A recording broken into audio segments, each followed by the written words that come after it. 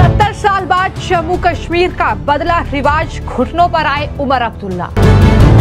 भारत के संविधान की शपथ लेने के लिए मोदी ने उमर अब्दुल्ला को किया मजबूर। I, Umar Abdullah, do swear in the name of God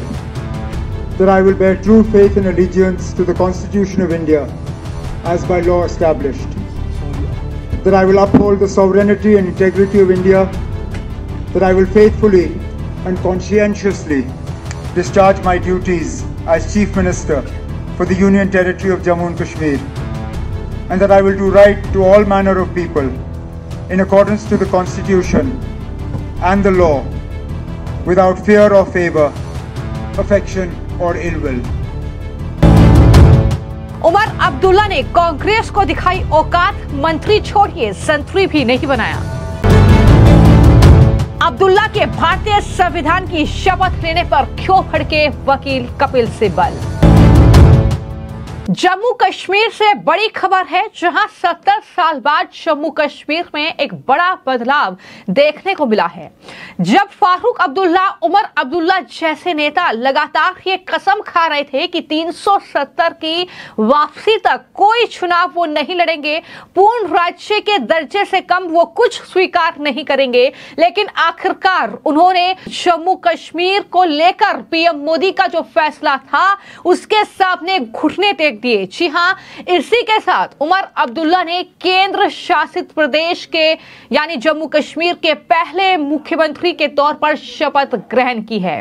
और कश्मीर घाटी में 70 साल बाद अनुच्छेद 370 हटने के बाद पहली बार किसी मुख्यमंत्री ने भारत के संविधान की शपथ ली है। लेकिन यहां पर हैरान करने वाली बात यह है कि जिस तरीके से इस पूरे चुनाव में आर्टिकल 370 हटने का विरोध जो है वो नेशनल कॉन्फ्रेंस ने किया, वो पीडीपी ने किया, वो कांग्रेस पार्टी ने किया, लेकिन वहीं पर जब शपथ ग्रहण करने का मौका आया तो उमर अब्दुल्ला ने जो जम्मू कश्मीर के मुख्यमंत्री के तौर पर शपथ ली वो भारत के संविधान की शपथ ली। और लोग ये कह रहे हैं कि ये ना सिर्फ जो है जम्मू कश्मीर में बदलाव दिखा रहा है, बल्कि ये भी साफ तौर पर दिख रहा है कि किस तरीके से ये प्रधानमंत्री नरेंद्र मोदी, उनके फैसले का मैजिक है, जिसे अब विपक्ष भी इस तरीके से स्वीकार करने पर मजबूर हो रहा है। अब वो मोदी के सामने घुटने टेक रहा है। तो वहीं वरिष्ठ वकील कपिल सिब्बल को यह रास नहीं आया कि उमर अब्दुल्ला ने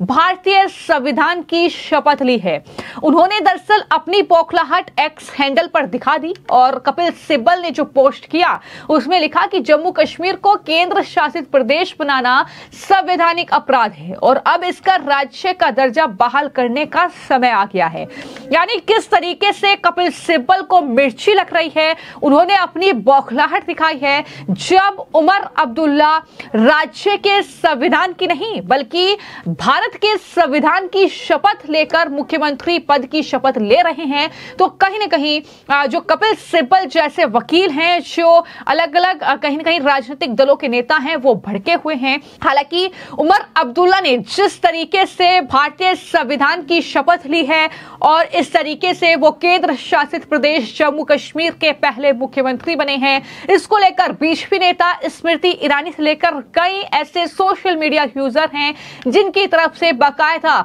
एक वीडियो पोस्ट किया गया है जिसमें उमर अब्दुल्ला के शपथ ग्रहण समारोह को लेकर नेशनल कॉन्फ्रेंस पर हमला बोला गया है। स्मृति ईरानी ने बाकायदा वीडियो पोस्ट किया है और उसमें उन्होंने ये साफ तौर पर बताया है कि कश्मीर में मोदी ने क्या अंतर जो है वो बनाया है। स्मृति ईरानी ने लिखा कि एक देश एक विधान एक प्रधान, यानी पूरा देश में एक ही जो कहीं ना कहीं विधान है वो चलेगा। ये साफ तौर पर उन्होंने संकेत दिया है और ये कहा है कि जम्मू कश्मीर से आर्टिकल 370 नहीं हटा था तब 6 जनवरी 2009 को उमर अब्दुल्ला ने कश्मीर के सीएम पद की शपथ ली थी, तब उन्होंने राज्य के संविधान की शपथ खाई थी। लेकिन आज 16 अक्टूबर है 2024, जब उमर अब्दुल्ला ने सीएम पद की शपथ ली तो वो भारत के संविधान की शपथ ले रहे हैं। तो ये जो बड़ा अंतर है ये जम्मू कश्मीर में देखने को मिला है, जहां पर पूरा विपक्ष कहीं ना कहीं प्रधानमंत्री नरेंद्र मोदी के इस फैसले को लेकर लगातार सवाल उठाता चिल्लाता रहा है आर्टिकल 370 को बहाल किया जाए, जम्मू कश्मीर को पूर्ण राज्य का दर्जा वापस लौटाया जाए। ये लगातार जो है विपक्ष की तरफ से कहा गया। लेकिन यहां पर एक और जो बड़ी खबर है वो ये है कि नेशनल कॉन्फ्रेंस और कांग्रेस पार्टी जो जम्मू कश्मीर में विधानसभा चुनाव मिलकर लड़ी थी, लेकिन यहां पर नेशनल कॉन्फ्रेंस ने कांग्रेस पार्टी को दूध में गिरी मक्खी की तरह निकालकर फेंक दिया है। जी हां, बड़ी खबर यह है कि नेशनल कॉन्फ्रेंस ने अपनी सरकार में कांग्रेस पार्टी को एक भी जो कहीं ना कहीं पद है वो नहीं दिया है, जिसके चलते आचार्य प्रमोद कृष्णम जो कि कांग्रेस पार्टी के पूर्व नेता रहे हैं, उन्होंने कांग्रेस पार्टी पर बड़ा हमला बोला। आचार्य प्रमोद कृष्णम ने यह साफ तौर पर कहा कि मंत्री तो छोड़िए, कोई संतरी भी नहीं बनाया उमर अब्दुल्ला ने। कांग्रेस पार्टी की यह भयंकर तौहीन की है, यह भयंकर बेइज्जती जो है वो नेशनल कॉन्फ्रेंस के लीडर उमर अब्दुल्ला ने की है, फारूक अब्दुल्ला ने की है। जिस तरीके से वहां पर मिलकर चुनाव लड़े थे नेशनल कॉन्फ्रेंस और कांग्रेस पार्टी, कई सीटें कांग्रेस पार्टी के खाते में भी आई, वो सरकार का वहां पर हिस्सा है, लेकिन एक भी सरकार में मंत्री पद जो है वो दरअसल नेशनल कॉन्फ्रेंस ने कांग्रेस पार्टी को नहीं दिया है। अब सवाल ये उठ रहा है कि क्या जो इस तरीके से दूध में पड़ी मक्खी की तरह निकालकर फेंका गया है कांग्रेस पार्टी को इस सरकार में, क्या ये अब गठबंधन में खटपट की आहट है? क्या इसके बाद जो है वो कहीं ना कहीं एक बड़ी दरार जो है नेशनल कॉन्फ्रेंस और कांग्रेस पार्टी के बीच अब जम्मू कश्मीर में देखने को मिलेगी, जिसके बाद एक बड़ा फेरबदल भी जम्मू कश्मीर में होता नजर आ सकता है। तो कुल मिलाकर कहीं ना कहीं ये जो कहीं ना कहीं सवाल है वो लगातार उठ रहे हैं, लेकिन यहां पर जम्मू कश्मीर में क्या बदलाव हुआ है 370 जो है हटने के बाद, ये देखने को मिल रहा है कि वहां पर आज भारत के संविधान की शपथ जो है वो मुख्यमंत्री ले रहे हैं और किस तरीके से तमाम नेता वहां पर आराम से जा रहे हैं, घूम फिर रहे हैं और किस तरीके से ये शपथ ग्रहण समारोह हुआ है, किस तरीके से वहां पर पर्यटन के जो कहीं ना कहीं अवसर हैं वो ज्यादा बढ़ गए हैं। तो ये तमाम बदलाव हैं जो साफ तौर पर दिख रहे हैं और इसको लेकर ही अब सोशल मीडिया पर तरह तरह की प्रतिक्रियाएं जो हैं वो देखने को मिल रही हैं। हालांकि वहीं पर जो अशोक श्रीवास्तव हैं, जाने माने पत्रकार हैं, उन्होंने साफ तौर पर कहा कि जिन्होंने ये कहा था 370 की वापसी तक कोई चुनाव नहीं लड़ेंगे, जिन्होंने ये कहा था कि पूर्ण राज्य के दर्जे से कम हम कुछ स्वीकार नहीं करेंगे, उन उमर अब्दुल्ला ने आज केंद्र शासित प्रदेश जम्मू कश्मीर के मुख्यमंत्री की शपथ ले ली है